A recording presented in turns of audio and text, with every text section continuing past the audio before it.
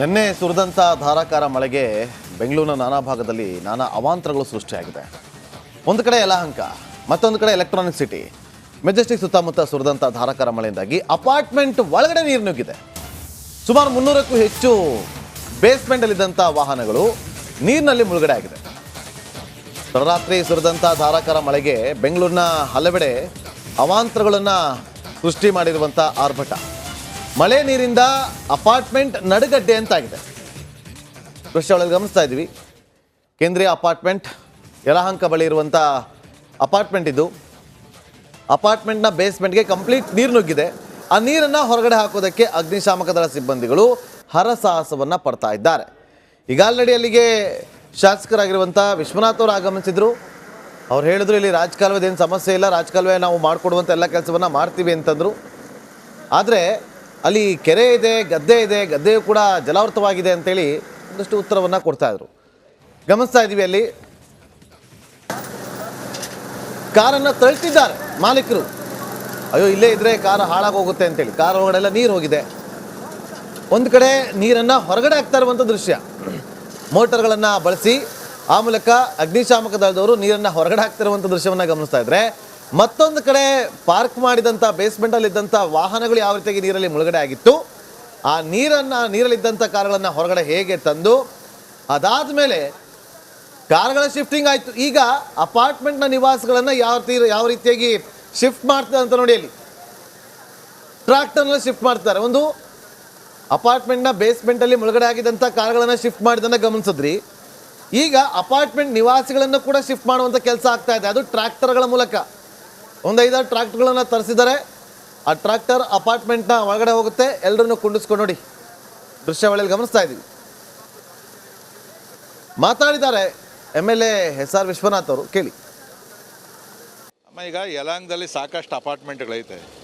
ಎಲ್ಲೂ ಇಲ್ಲದೆ ಇರೋ ಸಮಸ್ಯೆ ಕೇಂದ್ರೀಯ ವಿಹಾರದಲ್ಲಿ ಯಾಕೆ ಆಗ್ತದೆ ಅಂದರೆ, ಒಂದು ಇಲ್ಲಿ ಯಲಹಂಕ ಕೆರೆ 360 ವಿಸ್ತಾರವಾದಂಥ ದೊಡ್ಡ ಕೆರೆ.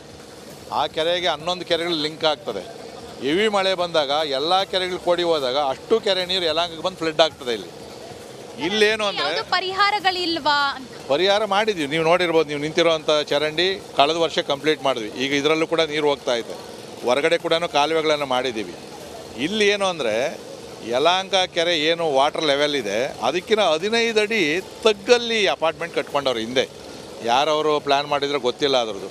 ಸೊ ಸಹಜವಾಗಿ ಏನಾಗ್ತದೆ, ಮಳೆ ನೀರು ಬಂದಾಗ ಎಲ್ಲಿ ತಗ್ಗಿರ್ತದೋ ಅಲ್ಲಿ ಹರ್ಕೊಂಡು ಹೋಗ್ತದೆ. ನಾವೆಷ್ಟೇ ದೊಡ್ಡ ರಾಜಕಾಲುವೆಗಳನ್ನು ಮಾಡಿದ್ರು ಕೂಡ ಅದಕ್ಕೂ ಮೀರಿ ಮಳೆ ಬಂದಾಗ ರಾಜಕಾಲುವೆ ತುಂಬ ಹೋಗ್ತಾ ಇದೆ. ಲಾಸ್ಟ್ ಟೈಮ್ ಹಿಂಗೆ ಇಂಥದ್ದೊಂದು ಪರಿಸ್ಥಿತಿ ಅಪಾರ್ಟ್ಮೆಂಟ್ ಅನುಭವಿಸಿತ್ತು. ಬಟ್ ನಾನು ಸ್ಥಳೀಯರನ್ನ ಮಾತಾಡಿಸಿದಾಗ ಹೇಳಿದ್ದು ಈ ಅಪಾರ್ಟ್ಮೆಂಟ್ನ ವಾಲೆ ಕಿತ್ತೋಗಿದೆ ಅಂತ.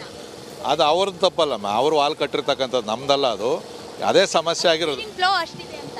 ಅದೇ ಸಮಸ್ಯೆ ಆಗಿರೋವಂಥದ್ದು. ಇಲ್ಲೇನಾಗಿದೆ, ಗದ್ದೆ ಬಯಲಿದೆಯಲ್ಲ, ಗದ್ದೆ ಇಡೀ ಗದ್ದೆಯಲ್ಲಿ ನೀರು ನಿಂತಿದೆ. ನೀವು ಯಲಹಂಕ ಕೆರೆ ಮೇಲೆ ಹೋಗಿ ನಿಂತ್ಕೊಂಡ್ರೆ ಕಾಣಿಸ್ತದೆ. ಇಡೀ ಗದ್ದೆ ಒಂದು ಕೆರೆ ಥರ ಐತೆ. ನೀರು ಹೋಗ್ತಾ ಇತ್ತು. ಯಾವಾಗ ಇದು 35 ವರ್ಷ 40 ವರ್ಷದಿಂದ ಕಟ್ಟಿರುವಂಥ ಕಾಂಪೌಂಡು ಕುಸಿದು.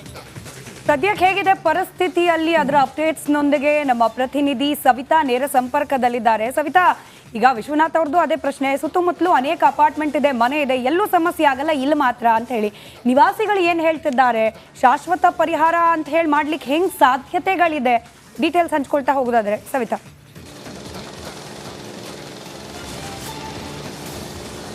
ಸ್ಮಿತಾ, ನಿನ್ನೆ ಸುರಿದಂತಹ ಮಳೆ ಈ ಭಾಗದಲ್ಲಿ ಸಾಕಷ್ಟು ಅವಾಂತರವನ್ನು ಸೃಷ್ಟಿ ಮಾಡಿದೆ. ಅಷ್ಟೇ ಅಲ್ಲದೆ ಕೇಂದ್ರೀಯ ವಿಹಾರ ಅಪಾರ್ಟ್ಮೆಂಟ್ ಬೇಸ್ಮೆಂಟ್ ಸಂಪೂರ್ಣ ಜಲಾವೃತವಾಗಿದೆ. ಸದ್ಯ ನಾನು ಬೇಸ್ಮೆಂಟಲ್ಲಿ ಇದ್ದೀನಿ.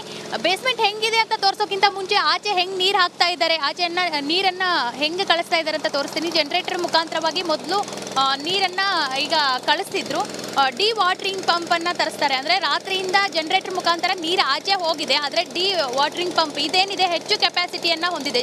2-3 ಜನರೇಟರ್ ಸೇರಿದರೆ ಇದು ಒಂದು ಹಾಗೆ ನೀರನ್ನು ಆಚೆ ಹಾಕುತ್ತೆ. ಇದಾದರೆ ಇನ್ನು ಒಳಭಾಗದಲ್ಲಿರುವಂತಹ ನಿವಾಸಿಗಳಿಗೆ ನೀರಿನ ವ್ಯವಸ್ಥೆಯನ್ನು ಕೂಡ ಕಲ್ಪಿಸ್ಕೊಡ್ತಾ ಇದ್ದಾರೆ. ಅಂದರೆ ನಿನ್ನೆ ಈ ಒಂದು ಮಳೆ ಆದ ನಂತರ ಬೇಸ್ಮೆಂಟ್ ಸಂಪೂರ್ಣವಾಗಿ ಜಲಾವೃತವಾಗುತ್ತೆ. ಸೊ ಆ ಕಾರಣದಿಂದಾಗಿ ಈ ಒಂದು ಅಪಾರ್ಟ್ಮೆಂಟ್ಗೆ ಕರೆಂಟ್ ಕನೆಕ್ಷನ್ ಇಲ್ಲ. ಸೊ ಮೂಲಭೂತ ಸೌಕರ್ಯಗಳು, ನೀರು ಏನು ಬೇಕಲ್ಲ ಅದನ್ನೆಲ್ಲ ಕೊಡ್ತಾ ಇದ್ದಾರೆ. ಇನ್ನು ಅಪಾರ್ಟ್ಮೆಂಟ್ ನಿವಾಸಿಗಳು ಕೆಲಸಕ್ಕೆ ಹೋಗಬೇಕಲ್ಲ, ಅವರನ್ನು ಟ್ರ್ಯಾಕ್ಟರ್ ಮುಖಾಂತರವಾಗಿ ಆಚೆ ಕರ್ಕೊಂಡು ಹೋಗ್ತಾ ಇದ್ದಾರೆ. ಪ್ರಮುಖವಾಗಿ ಈ ಗೋಡೆ ಮೇಲೆ ಮಾರ್ಕ್ ನೋಡ್ಬೋದು ಸ್ಮಿತಾ, ನೀರಿನ ಮಟ್ಟ ಎಷ್ಟಿತ್ತು ಅಂತ. ಸೊ ನೀರಿನ ಮಟ್ಟ ನಿನ್ನೆ ರಾತ್ರಿಯಿಂದ ಅಗ್ನಿಶಾಮಕ ಸಿಬ್ಬಂದಿಗಳು ಹೊರ ಹಾಕ್ತಾ ಇದ್ದಾರೆ. ಇನ್ನು ನೀರಿನ ಮಟ್ಟ ಹಾಗೆ ಇದೆ. ಇನ್ನು ಪ್ರಮುಖವಾಗಿ ಈ ಒಂದು ಬೇಸ್ಮೆಂಟಲ್ಲಿ 300ಕ್ಕೂ ಹೆಚ್ಚು ವೆಹಿಕಲ್ ಇದ್ವು. ಅಂದರೆ ಅಪಾರ್ಟ್ಮೆಂಟ್ ನಿವಾಸಿಗಳ ವೆಹಿಕಲ್ ಇದ್ದಾವೆ, 2 ವೀಲರ್ 4 ವೀಲರ್. ಒಂದಿಷ್ಟು ನಿವಾಸಿಗಳು ಇನ್ನೇನು ಗಾಡಿ ಹಾಳಾಗುತ್ತಪ್ಪ ಅಂತ ಆಚೆ ತೆಗೆದುಕೊಂಡು ಹೋಗಿದ್ದಾರೆ. ನೀವು ಅಲ್ಲಿ ಗಮನಿಸ್ತಾ ಇದ್ದೀರಿ, ಅಲ್ಲಿ ಸ್ಟೆಪ್ಸ್ ಮೇಲೆ ನಿಂತಿದ್ದಾರೆ ಸವಿತಾ. ಒಂದು ನಿಮಿಷ ನೋಡಿ, ಅಲ್ಲಿ ಹೋಗ್ತಾ ಇದ್ರೆ ನೀವು ಕೂಡ ಕಷ್ಟಪಟ್ಕೊಂಡು ನೀವು ಹೊರಗಡೆ ಹೋಗ್ತಾರೆ. ಹುಷಾರು ಮೊದಲಿಗೆ ನಾವು ಹೇಳೋದು. ಅವ್ರನ್ನ ಮಾತಾಡಿಸ್ಬೋದಾ? ಅಲ್ಲಿ ನಿಂತಿರೋರ್ನ ನೀವು ತೋರಿಸ್ತಾ ಇದ್ರಲ್ಲ, ಅವ್ರ ಹತ್ರ ಹೋಗ್ಬೋದಾ?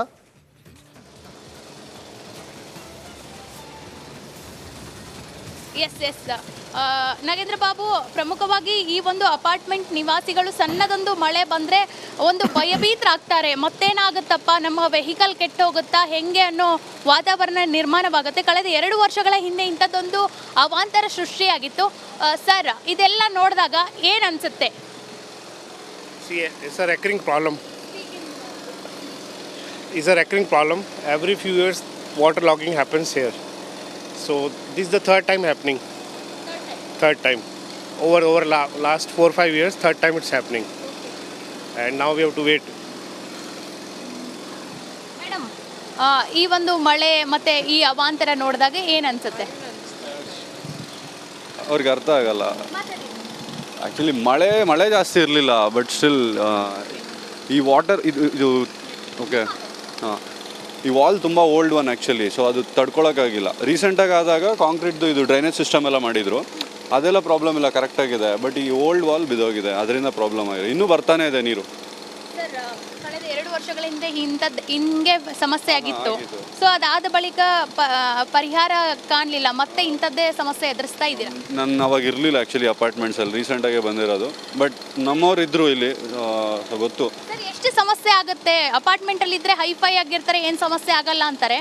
ಇಂಥದ್ದೊಂದು ಇನ್ಸಿಡೆಂಟ್ಗೆ ಏನು ಹೇಳ್ತೀರಾ ಜನಕ್ಕೆ ಅಥವಾ ಕ್ಷೇತ್ರದ MLAಗೆ? ಹೇಳಬೇಕಂದ್ರೆ ಅಪಾರ್ಟ್ಮೆಂಟ್ ಕಟ್ಟಿದಾಗ ಕರೆಕ್ಟಾಗೇ ಕಟ್ಟಿದ್ರು. ಈ ನ್ಯಾಷನಲ್ ಹೈವೇ ಎಲ್ಲ ಬಂದು ಎಲ್ಲ ಹೈಟ್ ರೈಸ್ ಆದಾಗ ಈ ಅಪಾರ್ಟ್ಮೆಂಟ್ ಡೌನ್ ಆಗಿದೆ. ಸೊ ಈಗೇನು ಮಾಡೋಕ್ಕಾಗಲ್ಲ. ಸರ್, ಬೇಸ್ಮೆಂಟಲ್ಲಿ ಎಷ್ಟು ವೆಹಿಕಲ್ ಇರ್ಬೋದು, ಮತ್ತು ಆಚೆ ಹೋಗ್ಲಿಕ್ಕೆ ಏನು ಯಾವ ರೀತಿ ಹೆಲ್ಪ್ ತಗೋತಾ ಇದ್ದೀರಾ? ಆಚೆ ಹೋಗೋದಕ್ಕೆ ಈಗ ನೋಡಿದ್ರಲ್ಲ ನೀವು, ಹೆಂಗೆ ಬಂದರೆ ನಾವು ಹಂಗೆ ಬರ್ತಾ ಇದ್ದೀವಿ. ಸೊ ವೆಹಿಕಲ್ಸ್ ಅಂದರೆ ಹೇಳೋಕ್ಕಾಗಲ್ಲ ಮೇಡಮ್, ಒಂದು 200 ಈಸಿಯಾಗಿರುತ್ತೆ ಅನಿಸುತ್ತೆ. ಈ ವಾಟ್ರಲ್ಲಿ ಡ್ಯಾಮೇಜ್ ಆಗಿರೋವಂಥದ್ದು. ಆ ಲಾಸ್ಟಲ್ಲೆಲ್ಲ ಅಷ್ಟೊಂದು ನೀರಿರಲ್ಲ, ಸೊ ಪರವಾಗಿಲ್ಲ. 200 ಇದೆ ಮಿನಿಮಮ್ ಈಸಿ ಇರುತ್ತೆ. 2 ವೀಲರ್ಸ್ ಅಂತೂ ಕೌಂಟೆ. ನಮ್ಮ ಮನೇಲೆ 4 ಇದೆ, ನಾನು ಆಚೆ ನಿಲ್ಲಿಸ್ಬಿಡು ಈ ನೈಟು. ಸೊ ರಾತ್ರಿಯಿಂದ ಅಪಾರ್ಟ್ಮೆಂಟ್ಗೆ ಕರೆಂಟ್ ಬರ್ತಾ ಇದೆನಾ, ಬರ್ತಿಲ್ಲ? ಇಲ್ಲ ಕರೆಂಟ್ ಇಲ್ಲ. UPS ಇರೋರು ಯೂಸ್ ಮಾಡ್ತಾ ಇದ್ದಾರೆ, ಬಟ್ ಕರೆಂಟ್ ಅಂತೂ ಇಲ್ಲ. ನಾಗೇಂದ್ರ ಬಾಬು, ಇಲ್ಲಿ ಬಹುತೇಕ ಈ ಒಂದು ಮಳೆಗೆ ಸುಮಾರು 200ಕ್ಕೂ ವೆಹಿಕಲ್ ಹಾಳಾಗಿಯೇ ಹೋಗಿರ್ತವೆ. ಇನ್ನು ಆ ಭಾಗದಲ್ಲಿ ನೀರಿನ ಫ್ಲೋ ಕಡಿಮೆ ಇದೆ. ಸೊ ಆದ ಕಾರಣದಿಂದಾಗಿ ಅಷ್ಟಾಗಿ ಹಾಳಾಗಿರಲಿಕ್ಕಿಲ್ಲ ಅನ್ನೋ ಅನಿಸಿಕೆ ಕೂಡ ವ್ಯಕ್ತಪಡಿಸ್ತಾ ಇದ್ದಾರೆ. ಇನ್ನು ಸ್ಥಳೀಯ MLA ಅವರನ್ನ ಮಾತಾಡಿಸಿದಾಗ ಹೇಳಿದ್ದು, ಈ ಒಂದು ಅಪಾರ್ಟ್ಮೆಂಟ್ಗೆ ಇಂಥ ಸಿಚುವೇಶನ್ ಯಾಕೆ ಎದುರಾಗುತ್ತಂದರೆ, ಸೊ ಯಲಹಂಕ ಕೆರೆಗೆ ಪ್ರಮುಖವಾಗಿ 15 ಕೆರೆಗಳ ನೀರು ಬಂದು ಜಾಯಿಂಟ್ ಆಗುತ್ತೆ. ಆದ ಕಾರಣದಿಂದಾಗಿ ಕೆರೆ ಕೋಡಿ ಒಡೆದ ಪರಿಣಾಮ ಏಕಾಏಕಿ ತಗ್ಗು ಪ್ರದೇಶದಲ್ಲಿರುವಂತಹ ಕೇಂದ್ರೀಯ ವಿಹಾರ ಅಪಾರ್ಟ್ಮೆಂಟ್ಗೆ ನೀರು ನುಗ್ಗುತ್ತೆ. ಇನ್ನು ಪ್ರಮುಖವಾಗಿ ಈ ಒಂದು ಅಪಾರ್ಟ್ಮೆಂಟ್ ವಾಲ್ ನೋಡ್ತಾ ಹೋದರೆ ಗೋಡೆ ಸುಮಾರು 20 ವರ್ಷ ಹಳೆಯದು, ಶಿಥಿಲಾವಸ್ಥೆಗೆ ತಲುಪಿತ್ತು. ಆದ ಕಾರಣದಿಂದಾಗಿ ಇಷ್ಟೊಂದು ನೀರಿನ ಮಟ್ಟ ಏಕಾಏಕಿ ಅಪಾರ್ಟ್ಮೆಂಟ್ಗೆ ಬರಲಿಕ್ಕೆ ಸಾಧ್ಯ ಅಂತ ಪ್ರಮುಖವಾಗಿ ನೋಡ್ಬೋದು. ವೆಹಿಕಲ್ ಕೂಡ ಹೆಂಗೆ ನೀರಲ್ಲಿದೆ. ಕೇವಲ 2 ವೀಲರ್ 4 ವೀಲರ್ ಅಂತಲ್ಲ, ಸುಮಾರು 300ಕ್ಕೂ ಹೆಚ್ಚು ವೆಹಿಕಲ್ ಈ ಒಂದು ಜಲದಿಗ್ಬಂಧನದಲ್ಲಿದ್ದಾವೆ. ಇನ್ನು ಮಾಲೀಕರು ಕೂಡ ಆಚೆ ತೆಗೆದುಕೊಂಡು ಹೋಗುವಂತಹ ಪ್ರಯತ್ನ ಮಾಡಿದ್ದಾರೆ. ಸಣ್ಣದೊಂದು ಮಳೆ ಬಂದರೆ ನಮ್ಮ ವೆಹಿಕಲ್ ಹಾಳಾಗುತ್ತೆ ಅನ್ನೋ ಅನಿಸಿಕೆ ಕೂಡ ವ್ಯಕ್ತ ಆಗ್ತಾ ಇದ್ದಾವೆ. ಸೊ ಬಹುತೇಕ ಈ ಭಾಗದಲ್ಲಿ ಯಾವ ಕಡೆ ಹೋಗಬೇಕು, ಯಾವ ಕಡೆ ಬರಬೇಕು ಅನ್ನೋದು ಕೂಡ ಗೊತ್ತಾಗ್ತಿಲ್ಲ. ಬಹುತೇಕ ಇಂಥದ್ದೊಂದು ಪರಿಸ್ಥಿತಿ ನಿರ್ಮಾಣ ಆಗಿದೆ. ನಾಗೇಂದ್ರ ಬಾಬು, ಸವಿತಾ, ನೀವು ನಿಂತಲ್ಲಿ ಇರಿ, ನಮ್ಗೆ ಅರ್ಥ ಆಗ್ತಾ ಇದೆ. ಅಲ್ಲಿ ಓಡಾಡ್ಲಿಕ್ಕೂ ಕೂಡ ಕಷ್ಟ. ಅಲ್ಲಿ ನೀವು ಅದ್ರ ನಡುವೆ ಕೂಡ ರಿಪೋರ್ಟಿಂಗ್ ಮಾಡ್ತಿದ್ದೀರಿ. ಬಟ್ ಕ್ಯಾಮ್ರಾ ಪರ್ಸನ್ಗೆ ಹೇಳ್ಬಹುದಾ, ಪ್ಯಾನ್ ಮಾಡಿ ಆ ಗೋಡೆ ಎಲ್ಲಿತ್ತು, ಹೇಗೆ ಆ ತಡೆಗೋಡೆ ಒಡೆದು ನೀರು ನುಗ್ಗಿದೆ, ಏನಾಯ್ತು ಎಕ್ಸಾಕ್ಟ್ಲಿ ನಿನ್ನೆ ರಾತ್ರಿ, ಅದನ್ನ ನೀವು ಎಕ್ಸ್ಪ್ಲೈನ್ ಮಾಡ್ತಾ ಇರಿ. ಆ ದೃಶ್ಯಗಳನ್ನ ಸ್ವಲ್ಪ ವೈಡ್ ಆಗಿ ತೋರಿಸಬಹುದಾ ಕ್ಯಾಮ್ರಾ ಪರ್ಸನ್ಗೆ ಹೇಳಿ?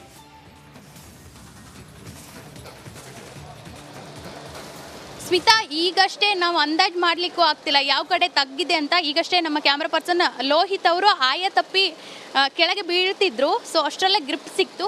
ಸೊ ಆ ಭಾಗದಲ್ಲಿ ಒಂದು ಡೌನಲ್ಲಿ ಗೋಡೆ ಇರೋ ಕಾರಣದಿಂದಾಗಿ ಗೋಡೆ ವಾಲ್ ಬ್ರೇಕ್ ಆಗಿದೆ. ಸೊ ನಾವು ಯಾವುದನ್ನು ಪ್ರಿಡಿಕ್ಟ್ ಮಾಡೋಕ್ಕಾಗ್ತಿಲ್ಲ. ಅಂದರೆ ನಾವು ಡೈರೆಕ್ಟಾಗಿ ಹೋಗಬಹುದಾ ಹೋಗಬಾರ್ದಾ ಅಂತ, ಅಂದರೆ ತಗ್ಗು ಗುಂಡೆ ಇರೋ ಕಾರಣದಿಂದಾಗಿ ಸೊ ನಾರ್ಮಲ್ಲಾಗಿ ಈ ಭಾಗದಲ್ಲಿ ನಡೆದಾಡೋಕ್ಕೆ ಆಗಲ್ಲ. ಸೊ ಆ ಒಂದು ಭಾಗದಲ್ಲಿ ಅಂದರೆ ನಾನು ಕೂಡ ತೋರಿಸುವಂತಹ ಪ್ರಯತ್ನ ಮಾಡ್ತೀನಿ.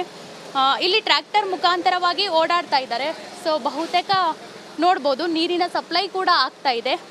ಈ ಒಂದು ಭಾಗದಲ್ಲಿ ನೋಡ್ಬೋದು ಅಪಾರ್ಟ್ಮೆಂಟ್ ನಿವಾಸಿಗಳಿಗೆ ನೀರು ಕೂಡ ಸಪ್ಲೈ ಆಗ್ತಾ ಇದೆ. ಇನ್ನು ಮುಂಭಾಗದಲ್ಲಿ ಅಂದರೆ ನನಗೆ ದೂರ ಇರೋ ಕಾರಣದಿಂದಾಗಿ ಇಲ್ಲಿಂದ ತೋರಿಸುವಂತಹ ಪ್ರಯತ್ನ ಮಾಡ್ತೀವಿ.